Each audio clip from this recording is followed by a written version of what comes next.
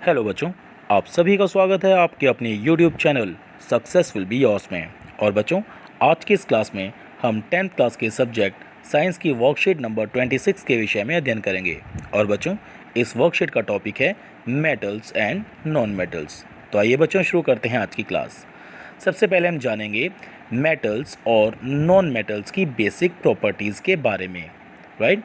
तो बच्चों, यहाँ पर आपको कुछ एग्जांपल्स दिए गए हैं मेटल्स के, क्योंकि जितने भी एलिमेंट्स होते हैं उनमें से कुछ मेटल होते हैं और कुछ नॉन मेटल, जैसा कि पिछली क्लासेस में मैंने आपको बताया। तो सबसे पहले यहाँ पर आपको एग्जांपल दिए गए हैं कुछ मेटल्स के, जैसे iron, aluminium, silver, copper etcetera. इसी प्रकार बच्चों एग्जांपल्स आपको कुछ दिए गए हैं नॉन मेटल्स के, जैसे hydrogen, nitrogen, sulphur and oxygen. तो सबसे पहले हम फिजिकल प्रॉपर्टीज़ ऑफ मेटल्स के विषय में अध्ययन करेंगे।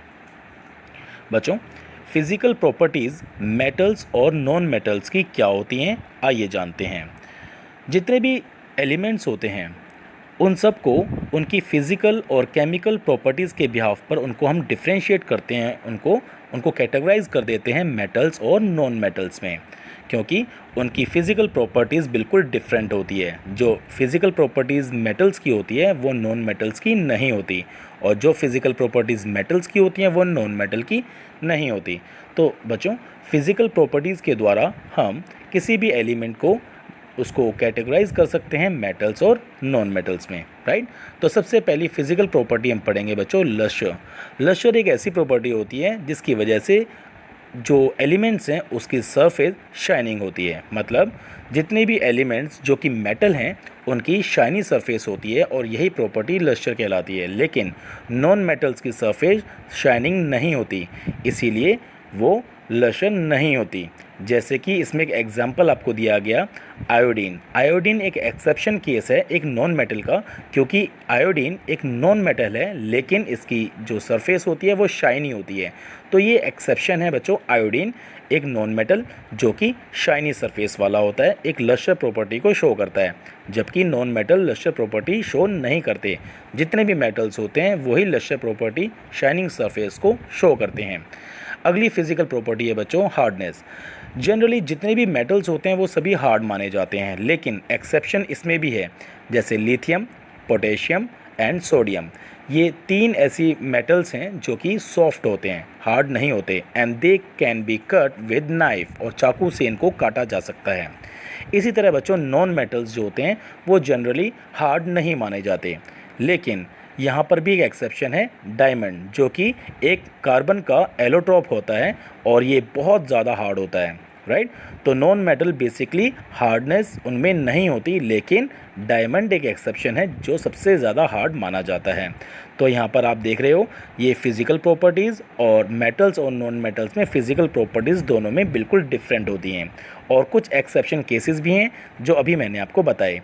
इसी तरह बच्चों देखिए आप, स्टेट, जो मेटल्स होते हैं जनरली सॉलिड स्टेट में पाए जाते हैं, लेकिन यहाँ पर एक एक्सेप्शन है, मरकरी। मरकरी एक ऐसा मेटल है जो कि रूम टेम्परेचर पर लिक्विड फॉर्म में पाया जाता है।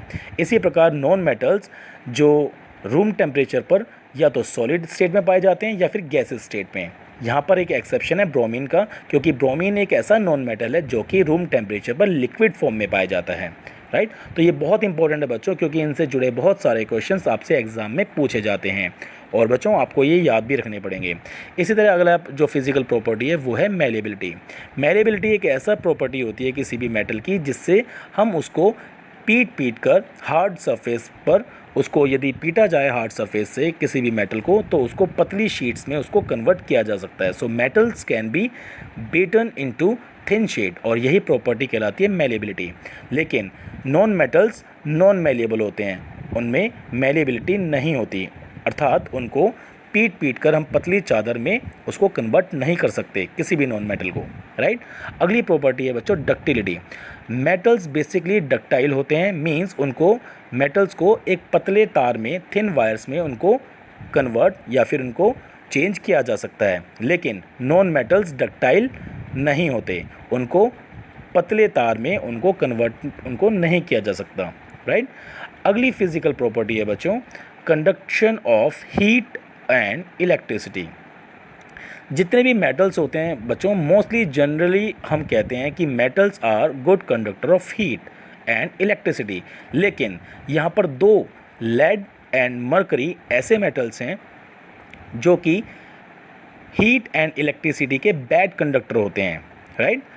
क्योंकि मेटल्स जनरली गुड कंडक्टर माने जाते हैं, लेकिन ये दो एक्सेप्शन हैं, लेड एंड मरकरी, जो कि हीट एंड इलेक्ट्रिसिटी के बैड कंडक्टर हैं। इसी तरह जो नॉन मेटल्स होते हैं they are generally poor conductors, लेकिन जो इसमें एक ग्रेफाइट है एक एक्सेप्शन, क्योंकि ग्रेफाइट कार्बन का ही कैलोट्रॉप होता है, लेकिन ग्रेफाइट अपने में से इलेक्ट्रिसिटी फ्लो होने देता है, मींस इलेक्ट्रिसिटी का गुड कंडक्टर ये ग्रेफाइट होता है। तो ग्रेफाइट एक नॉन मेटल होते हुए भी इलेक्ट्रिसिटी का गुड कंडक्टर होता है, तो ये एक्सेप्शन है नॉन मेटल का। तो बच्चों बहुत इंपॉर्टेंट है और आपको याद रखने की बहुत ज़्यादा ज़रूरत है। अगली फिजिकल प्रॉपर्टी है डेंसिटी। बेसिकली अगर हम देखें तो मेटल्स की डेंसिटी हाई होती है, generally metals have high density and high melting point, लेकिन यहाँ भी एक्सेप्शन है बच्चों सोडियम एंड पोटेशियम का, क्योंकि ये दो ऐसे मेटल्स हैं जिनकी डेंसिटी उनकी हाई मेल्टिंग पॉइंट नहीं होती, राइट। तो ना तो इनकी डेंसिटी हाई होती है और ना ही इनका melting point sodium and potassium का, लेकिन बाकी जो दूसरे मेटल्स होते हैं उनकी डेंसिटी भी हाई होती है और मेल्टिंग पॉइंट भी हाई होता है। इसी प्रकार नॉन मेटल देखिए, non metals generally have low density and low melting point, right. अगली फिजिकल प्रॉपर्टी है बच्चों सोनोरस। सोनोरस एक ऐसी प्रॉपर्टी होती है जब किसी मेटल को किसी हार्ड सरफेस से उसको मारा जाए तो उस मेटल में से साउंड प्रोड्यूस होती है। So metal is produce a sound on striking a hard surface, तो इसी प्रॉपर्टी को कहा जाता है बच्चों सोनोरस। सो जितने भी मेटल्स हैं वो सोनोरस प्रॉपर्टी को शो करते हैं, लेकिन नॉन मेटल कभी भी सोनोरस नहीं होते। Non metal never produce a sound after striking a hard surface, right. तो नॉन मेटल सोनोरस नहीं होते बट मेटल्स आर सोनोरस। तो ये आपने देखी बच्चों physical properties of metal and non metal. अब हम बात करेंगे केमिकल प्रॉपर्टीज़ ऑफ मेटल। देखिए सबसे पहले आपको ए रिएक्शन देखिए, reaction of metal with air. जब किसी मेटल को ऑक्सीजन या फिर एयर की प्रेजेंस में रिएक्ट करवाया जाए तो क्या होता है बच्चों, जितने भी मेटल्स होते हैं जब वो ऑक्सीजन से रिएक्ट करते हैं तो हमेशा क्या बनाते हैं, मेटल ऑक्साइड। और लास्ट क्लासेस में मैंने आपको ये चीज़ बताई भी थी। यहाँ पर आपको एग्जाम्पल दिया गया बच्चों, कॉपर यदि ऑक्सीजन से अभिक्रिया करवाया जाए, कॉपर की रिएक्ट करवाया जाए ऑक्सीजन से तो क्या बनता है, कॉपर ऑक्साइड। इसी तरह एल्यूमिनियम को जब ऑक्सीजन से रिएक्ट करवाया जाए तो क्या प्रोडक्ट मिलेगा हमें, aluminium oxide Al2O3। So different metal show different reactions toward oxygen. और आपको एक चीज़ बता देता हूँ बच्चों, यहाँ पर दो मेटल्स आपको बताए गए हैं सोडियम एंड पोटेशियम। ये बहुत वाइग्रस होते हैं और बहुत जल्दी फायर को कैच कर लेते हैं जब इनको ओपन एयर में रखा जाता है या फिर पानी में। तो बच्चों इसीलिए सोडियम एंड पोटेशियम को जलने से बचाने के लिए हम उनको केरोसिन में, जो केरोसिन ऑयल होता है मिट्टी का तेल, उसमें हम प्रिजर्व रखते हैं, क्योंकि अगर इसको ओपन रख दिया जाए सोडियम और पोटेशियम को तो ये ऑक्सीजन या फिर पानी के साथ रिएक्ट करके बहुत जल्दी आग पकड़ लेते हैं, ठीक है। तो बहुत सारे जितने भी अलग अलग मेटल्स हैं ऑक्सीजन के साथ उनकी जो रिएक्शन होती है वो डिफरेंट होती है। जैसे आपने देखा कॉपर की ऑक्सीजन के साथ जो रिएक्शन होती है वो बहुत स्लो होती है, लेकिन सोडियम और पोटेशियम की ऑक्सीजन के साथ जो रिएक्शन होती है बहुत तेज़ होती है और बहुत जल्दी आग पकड़ लेते हैं। इसीलिए बच्चों आपको यहाँ बताया गया है कि different metal show different reactivities towards oxygen, right. और यहाँ पर आपको एग्जाम्पल दिए गए हैं, magnesium, aluminium, zinc and lead react slowly with air. बहुत स्लोली रिएक्ट करते हैं ये एयर के साथ। जितने भी ये मेटल्स आपको ये बताए गए हैं, magnesium, aluminium, zinc and lead. तो बच्चों आपको बताया गया these elements are covered with a thin layer of oxide Fe। देखिए यहाँ पर अगला एग्जाम्पल है आयरन का। Iron does not burn on heating but iron filings burn. Iron को जब आप जलाओगे तो नहीं जलेगा, लेकिन लोहे का जो चूर्ण होता है, जो आयरन की फिलिंग्स होती हैं, यदि उसको जलाओगे तो वो जल जाती हैं। तो इसीलिए मैंने आपको कहा कि जो मेटल्स होते हैं वो ऑक्सीजन के साथ डिफरेंट तरीके से रिएक्ट करते हैं और बिहेव करते हैं, right. Copper does not burn but it is coated with black copper oxide. Copper को यदि जलाया जाए, ऑक्सीजन से रिएक्ट करवाया जाए तो जलेगा तो नहीं, लेकिन कॉपर के ऊपर एक ब्लैक रंग की एक लेयर जम जाती है जो कि होती है कॉपर ऑक्साइड की, राइट। इसी तरह सिल्वर एंड गोल्ड, ये कभी भी ऑक्सीजन के साथ रिएक्ट नहीं करते, अर्थात जब इनको जलाया जाता है तो भी ये ऑक्सीजन से रिएक्ट नहीं करते। तो आपको मैं बता चुका हूँ कि डिफरेंट मेटल्स ऑक्सीजन के साथ डिफरेंट तरीके से बिहेव करते हैं एंड रिएक्ट करते हैं। तो यही चीज़ आपने देखी कि कुछ मेटल्स रिएक्ट नहीं करते, कुछ रिएक्ट भी नहीं करते लेकिन उनके ऊपर लेयर जम जाती है, कुछ ऑक्सीजन से रिएक्ट नहीं करते लेकिन उनकी फीलिंग्स ऑक्सीजन से रिएक्ट करती है, और कुछ मेटल्स ऑक्सीजन से बहुत स्लोली रिएक्ट करते हैं और कुछ मेटल्स ऑक्सीजन के साथ बहुत वाइग्रसली रिएक्ट करते हैं। तो ये आपने यहाँ पर सीखा बच्चों। अब हम बात करेंगे reaction of metals with water, कि अगर किसी मेटल को वाटर के साथ रिएक्ट करवाया जाए तो क्या बनेगा। तो भी बच्चों में मेटल ऑक्साइड मिलेगा और साथ में हाइड्रोजन गैस मिलेगी। जैसे अभी आपने देखा कि सोडियम एंड पोटेशियम को अगर वाटर के साथ रिएक्ट करवाया जाए तो मेटल ऑक्साइड और हाइड्रोजन गैस निकलती है, और ये रिएक्शन बहुत वाइग्रस होता है, इसीलिए सोडियम और पोटेशियम को केरोसिन में रखा जाता है, राइट। और बहुत सारे मेटल्स हैं, जब उनको वाटर के साथ रिएक्ट करवाया जाता है तो मेटल ऑक्साइड मिलता है, और जब मेटल ऑक्साइड को दोबारा किसी पानी से दोबारा रिएक्ट करवाया जाए तो हमें क्या मिलता है, मेटल हाइड्रोक्साइड। बहुत इंटरेस्टिंग है बच्चों। मेटल और वाटर मिलकर क्या बनाते हैं, मेटल ऑक्साइड, और मेटल ऑक्साइड अगर दोबारा पानी के साथ रिएक्ट करवाएं उसको तो क्या बनता है, मेटल हाइड्रोक्साइड। तो यहाँ पर बच्चों आपको बहुत सारे मेटल्स के एग्जाम्पल दिए गए हैं कि कौन से मेटल ऐसे हैं जो कि स्टीम के साथ रिएक्ट करते हैं। वो होते हैं एल्यूमिनियम, आयरन एंड जिंक। कौन से मेटल्स ऐसे हैं जो कि ठंडे पानी से रिएक्ट करते हैं, वो होते हैं सोडियम, पोटेशियम एंड कैल्शियम। और कौन से मेटल्स ऐसे हैं जो कि गर्म पानी से रिएक्ट करते हैं, वो होता है मैग्नीशियम। और कई मेटल्स ऐसे होते हैं जो कि पानी के साथ रिएक्ट ही नहीं करते, जैसे lead, copper, gold and silver. और बहुत सारे मेटल्स ऐसे होते हैं जो पानी के साथ रिएक्ट करने के बाद उस पर तैरने लगते हैं, जैसे कैल्शियम एंड मैग्नीशियम। बच्चों यहाँ पर आपको बहुत सारे एग्जांपल्स भी आपको यहाँ पर दिखाए गए हैं केमिकल रिएक्शंस। देखिए, जब सोडियम को वाटर के साथ रिएक्ट करवाया जाता है तो क्या बनता है, सोडियम हाइड्रोक्साइड NaOH। क्योंकि मेटल जब वाटर के साथ रिएक्ट करता है तो मेटल ऑक्साइड बनता है, और मेटल ऑक्साइड दोबारा पानी से रिएक्ट कर जाए तो क्या बनता है, मेटल हाइड्रोक्साइड। तो यहाँ देखिए मेटल हाइड्रोक्साइड यहाँ पर बना हुआ है NaOH। इसी तरह सेकंड देखिए आप, सेकंड रिएक्शन, मैग्नीशियम को यदि रिएक्ट करवाया जाए पानी से तो क्या बनता है, magnesium hydroxide and hydrogen gas, right. तो दोनों ही केसेस में मेटल हाइड्रोक्साइड आपको प्राप्त हो रहे हैं। एग्जाम्पल नंबर 3 देखिए बच्चों, यहाँ पर आप देखिए एल्यूमिनियम को अगर वाटर के साथ रिएक्ट कराया जाए तो क्या मिलता है, एल्यूमिनियम ऑक्साइड। क्योंकि मेटल और वाटर रिएक्ट करके क्या बनते हैं, मेटल ऑक्साइड, राइट। तो ये आपने देखा बच्चों, बहुत इजी है। और अब आपको नेक्स्ट सबसे इम्पोर्टेंट आपको मैं बताना चाह रहा हूँ, एम्फोटेरिक ऑक्साइड। बच्चों जितने भी मेटल ऑक्साइड आपने देखे, जब मेटल ऑक्सीजन से रिएक्ट करता है तो जो मेटल ऑक्साइड बनता है वो हमेशा बेसिक नेचर का होता है। लेकिन कुछ ऑक्साइड्स, कुछ मेटल ऑक्साइड ऐसे होते हैं जो कि एम्फोटेरिक होते हैं, मींस जिसके अंदर बेसिक और एसिडिक दोनों प्रॉपर्टी पाई जाती हैं, राइट।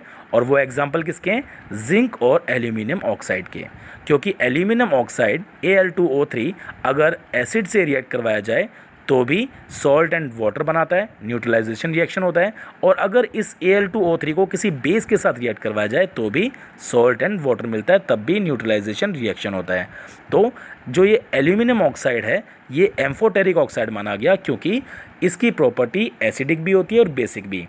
मीन्स ये जो एल्यूमिनियम ऑक्साइड है ये एसिड से भी रिएक्ट कर सकता है क्योंकि इसकी नेचर बेसिक भी है, और ये बेस से भी रिएक्ट कर जाता है क्योंकि इसकी जो प्रॉपर्टी है वो एसिडिक भी है, ठीक है। तो Al2O3 एल्यूमिनियम ऑक्साइड की प्रॉपर्टी एसिडिक और बेसिक दोनों होती है, राइट। क्योंकि एसिडिक और बेसिक प्रॉपर्टी होने से ये किसी बेस के साथ भी रिएक्ट कर सकता है और किसी एसिड के साथ भी रिएक्ट कर सकता है, और दोनों ही केस में न्यूट्रलाइजेशन होता है और क्या मिलता है, सॉल्ट एंड वाटर, है ना। तो यही चीज़ आपको इन दोनों एग्जाम्पल्स में आपको बताई गई है बच्चों, ध्यान से देखिए। इन दोनों आपको जो रिएक्शंस दिखाई गई हैं कि जब एल्यूमिनियम ऑक्साइड को एसिड से रिएक्ट कराया तो हमें न्यूट्रलाइजेशन प्राप्त हुआ, न्यूट्रलाइजेशन रिएक्शन। और इसी तरह जब एल्यूमिनियम ऑक्साइड को किसी बेस के साथ रिएक्ट करवाया गया तो भी हमें सॉल्ट एंड वाटर अर्थात न्यूट्रलाइजेशन रिएक्शन यहाँ भी हमें प्राप्त हुआ। तो बच्चों ये एम्फोटेरिक ऑक्साइड बहुत इंपॉर्टेंट क्वेश्चन बनता है इसके ऊपर, और 2 तरह के एम्फोटेरिक ऑक्साइड आपको बताए गए हैं, aluminium oxide and zinc oxide. तो इन दोनों की प्रॉपर्टी एसिडिक एंड बेसिक दोनों होती है। चलिए बच्चों, हम बात करेंगे प्रैक्टिस की, क्योंकि ये कंटेंट यहाँ पर समाप्त हो गया है। क्वेश्चन नंबर 1 देखिए बच्चों, name a metal which is a liquid at room temperature. Room temperature पर लिक्विड कौन सा होता है बच्चों? Mercury, right. देखिए मरकरी रूम टेम्परेचर पर लिक्विड होता है। क्वेश्चन नंबर 2 देखिए, explain the meaning of malleable and ductile. Malleable and ductile दोनों प्रॉपर्टीज़ मैंने आपको बता दी बच्चे। मेलेबल प्रॉपर्टी वो होती है जिसमें कि हम किसी मेटल्स को अगर बार बार पीटें, उसको बीट किया जाए तो उसको थिन शीट में कन्वर्ट किया जा सकता है। और डक्टिलिटी ऐसी प्रॉपर्टी होती है जिससे कि मेटल को हम किसी पतली वायर में कन्वर्ट कर सकते हैं, राइट। तो दोनों प्रॉपर्टी बच्चों मैंने आपको बता रखी है यहाँ पर। क्वेश्चन नंबर 3 देखिए, why are sodium and potassium store under oil. कि सोडियम और पोटेशियम को ऑयल में क्यों रखा जाता है? क्योंकि सोडियम एंड पोटेशियम बहुत वाइग्रस होते हैं और ये ऑक्सीजन एंड वाटर के साथ बहुत जल्दी रिएक्ट करके आग पकड़ लेते हैं। They catches fire when they react with the oxygen and water. That's why we always keep these metal into kerosene oil, right. Question number 4 देखिए बच्चों, what are amphoteric oxide, give two example. Amphoteric oxide मैंने आपको बता दिया, एक ऐसे metal oxide जो कि एसिड एंड बेस दोनों से ही रिएक्ट करके सॉल्ट एंड वाटर बनाते हैं, इसीलिए उनको एम्फोटेरिक ऑक्साइड कहा जाता है, क्योंकि उनके अंदर खुद एसिडिक और बेसिक प्रॉपर्टी दोनों ही नेचर उनमें पाई जाती है। इसीलिए वो किसी दूसरे बेस या फिर दूसरे एसिड से रिएक्ट करके न्यूट्रलाइजेशन रिएक्शन शो करते हैं। और इसके एग्जांपल हैं zinc oxide and aluminium oxide. तो बच्चों, आज का ये कंटेंट यहाँ समाप्त होता है और मैं आशा करता हूँ कि ये कंटेंट आपको बहुत अच्छे से समझ में आ गया होगा। और जितनी मेहनत के साथ आप हमेशा मेहनत करते हो मेरे बच्चों वीडियोज़ देखकर, आप आज के कंटेंट को भी आप समझकर लिख के इसकी प्रैक्टिस करोगे, ऐसी मैं आपसे आशा करता हूँ। तो थैंक यू सो मच मेरे बच्चों, जो आपने अपना कीमती और वैल्यूबल वक्त दिया इस वीडियो को देखने में और इस कंटेंट को समझने में। तो थैंक यू सो मच मेरे बच्चों।